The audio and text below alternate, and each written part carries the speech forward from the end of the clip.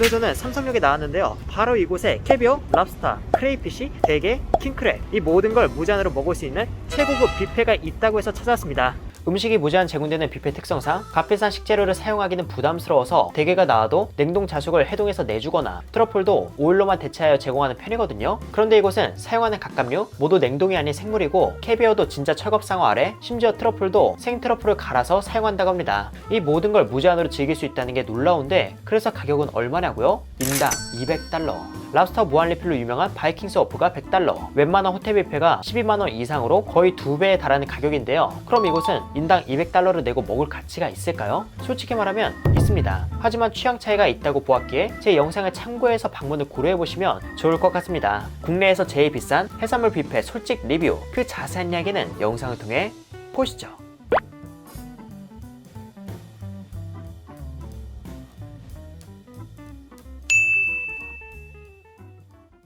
오늘 제가 찾아간 곳은 서울 강남구 삼성동에 위치한 크랩 52입니다. 이곳은 랍스터 무한리필 전문점 바이킹스 어프를 만든 바이킹 그룹과 내기실비, 내기다이닝 라운지를 만든 내기그룹이 함께 만든 식당이에요. 정식 오픈은 2022년 3월 2일이지만 저는 초대를 받아서 가오픈 기간 중에 다녀와 이렇게 영상을 미리 만들 수 있게 되었습니다. 이곳은 크랩 50이라는 이름에서 알 수 있듯 52층이라는 고층에 위치했는데요. 그래서 탁 트인 서울 전경을 보며 식사를 할 수 있다는 점에서 비싼 값을 어느 정도 하는 경치지 않나 싶었습니다. 그리고 실내의 경우 좌석간 거리도 여유 있고 차분한 분위기라 모임뿐만 아니라 기념일에 오기에도 괜찮아 보였고요.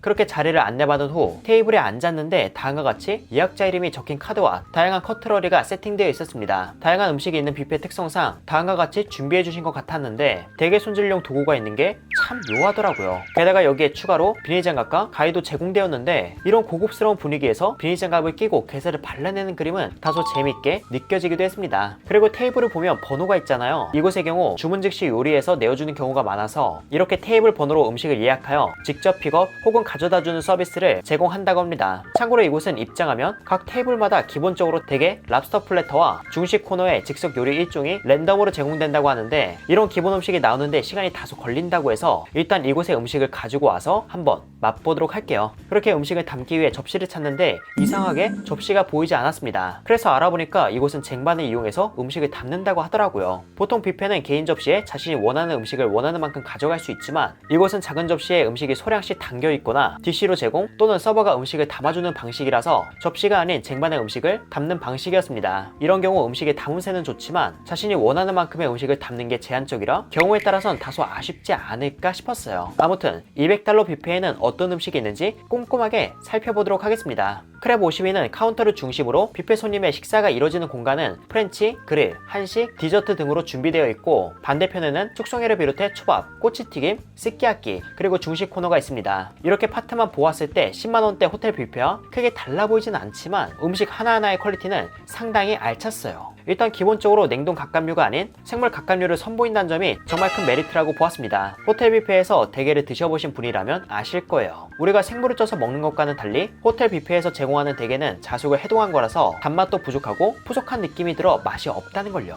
하지만 이곳은 생물 대게를 직접 삶아서 먹기 편하게 간단 손질로 제공하여 뷔페 대게는 맛이 없다는 편견을 확실하게 부셔주었습니다. 그리고 이곳은 이런 갑각류를 단순 찌거나 구워서만 제공한 게 아닌 프렌치, 중식 등으로 보다 다채롭게 제공해주거든요. 제가 그 중에서 특히 맛있게 먹었던 걸 뽑자면 프렌치 코너의 킹크랩 요리입니다. 킹크랩은 다리 부분을 먹기 좋게 손질해 놓고 그 위에 소스를 얹어서 제공해 주었는데요. 이게 진짜 맛있었습니다. 킹크랩 역시 냉동이 아니라서 시원한 상태임에도 푸석함은 전혀 없었고요. 그저 킹크랩 특유의 단맛에 소스가 지닌 고소함, 신맛, 단맛이 어우러지는데 그 조합이 정말 좋았습니다. 그 외에 프렌치 코너에는 프랑스식 육회인 타르타르도 종류별로 있었어요. 이런 타르타르도 소고기뿐만 아니라 랍스터 꼬리, 참치 등으로 다채로운 편이라 뷔페에 가면 이걸 집중해서 먹어야지 라는 포인트를 쉽게 잡지 못할 것 같았습니다. 그래서 저는 개인적으로 다른 뷔페에서 쉽게 접하지 못하는 캐비어, 트러플이 포함된 메뉴를 드셔보시는 걸 추천드리고 싶은데요. 캐비어는 짠맛을 기본으로 특유의 감칠맛이 있고 트러플은 트러플 오일에 비해선 훨씬 부드럽고 잔잔하게 향을 풍기는 게 매력적입니다. 바이킹 그룹은 생메종이라는 프렌치 전문점도 운영해서 다음과 같은 식재료의 이해도가 높기에 캐비어, 트러플이 포함된 음식 위주로 도전해보셔도 좋을 것 같습니다.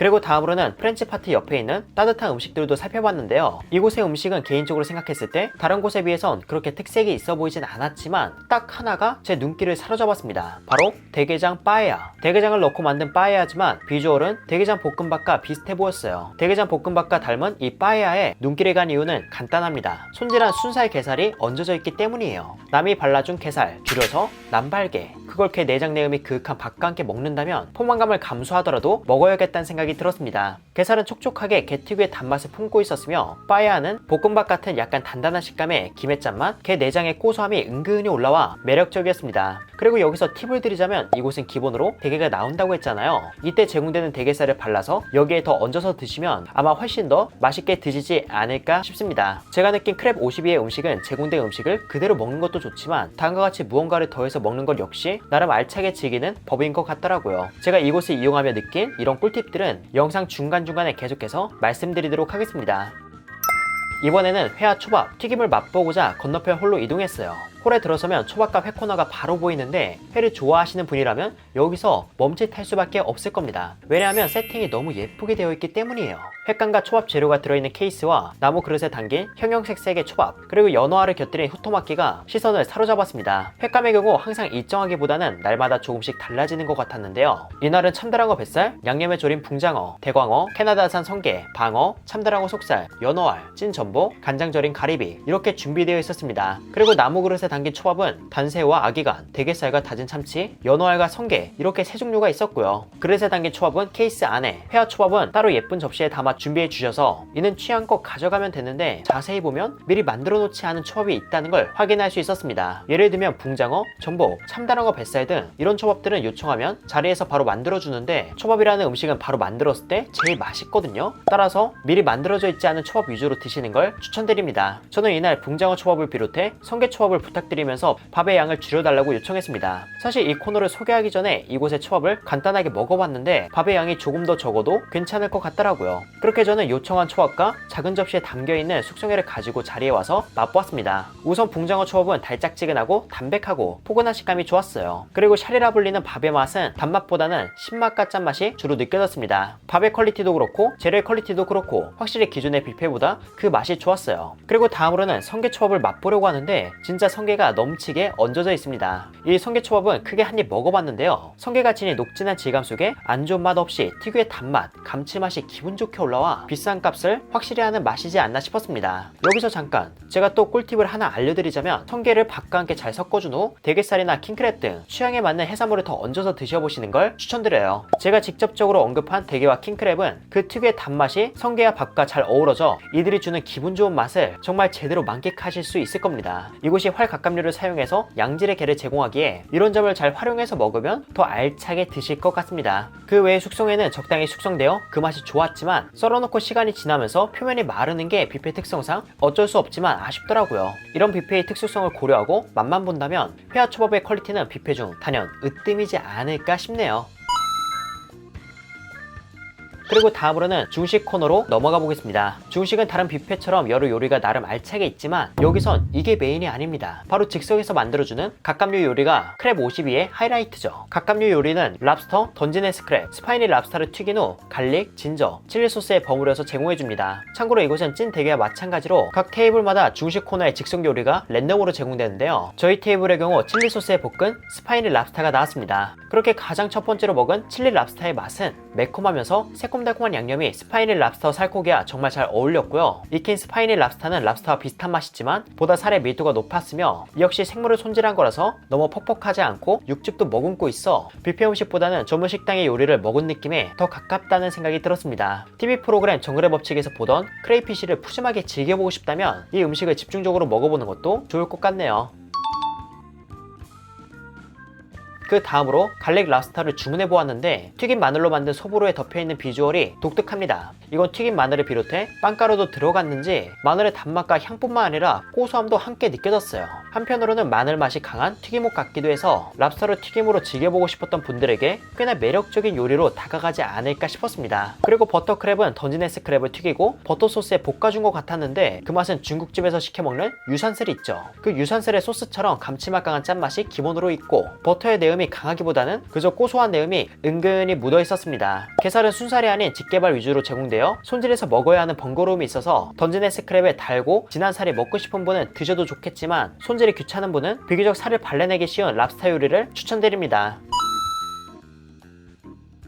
그리고 다음으로는 쿠시아게 파트에 가보았습니다. 쿠시아게는 꼬치튀김으로 초밥 코너와 마찬가지로 케이스에 꼬치 재료가 들어가 있어 주문을 하면 바로 튀겨주는 방식입니다. 이날은 붕장어, 가리비, 찐 전복, 새우, 연어, 시소 안심, 베이컨 아스파라거스, 그리고 튀김에 곁들이는 연어알, 캐비어가 있었는데요. 저는 이 중에서 궁금한 거 몇 가지를 주문하고 약 5분 정도 후에 직접 찾아가서 가지고 왔습니다. 지금 이게 제가 주문한 건데 비주얼이 참 좋네요.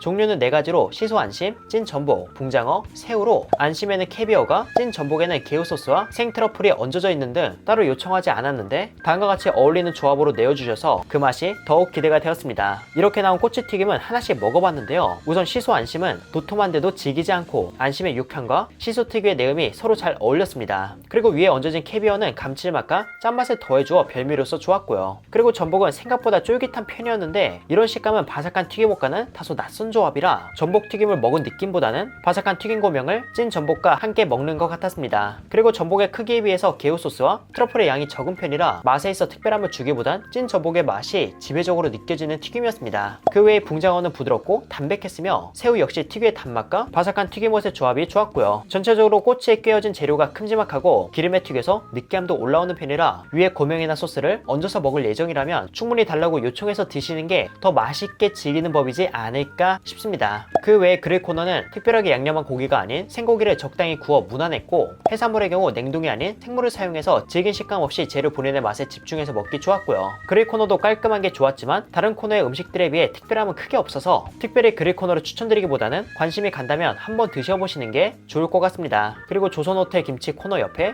전복죽도 있었는데요. 이 전복죽은 진짜 제가 먹었던 전복죽 중에서 제일 전복이 많았습니다. 기본적으로 작은 전복이 도톰하게 썰려 있는데 여기에 추가로 중간 사이즈 전복도 얹어주어 전복을 정말 미련 없이 즐길 수 있겠더라고요. 맛은 고소하면서 진하고 사이사이 쫄깃한 전복살이 느껴지는 게 좋았습니다. 전복 함량이 엄청난 전복죽을 드시고 싶다면 이 전복죽도 추천드립니다. 이제 마지막에 디저트로 젤라티의 젤라또와 카페들을 이용해 밀푀유, 그리고 망고, 샤인머스켓, 딸기, 메론이 있었는데요. 과일의 당도도 높고 디저트도 유명한 곳에서 공수한 거라서 그 퀄리티가 좋아 처음부터 끝까지 비싼 값을 하는 식사지 않나 싶었습니다.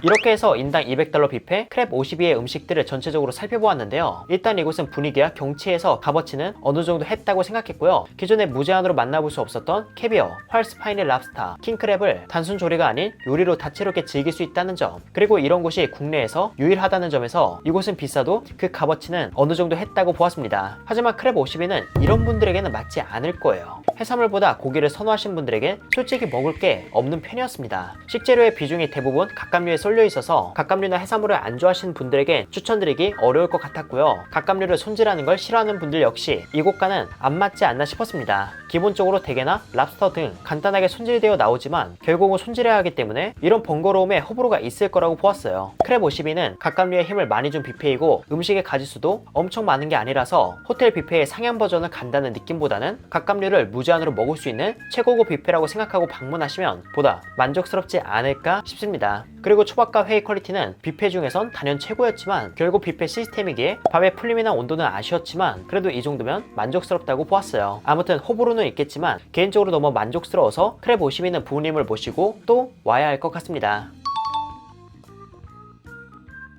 이렇게 해서 회사랑은 이만 인사드리도록 할게요. 그럼 여러분들 안녕.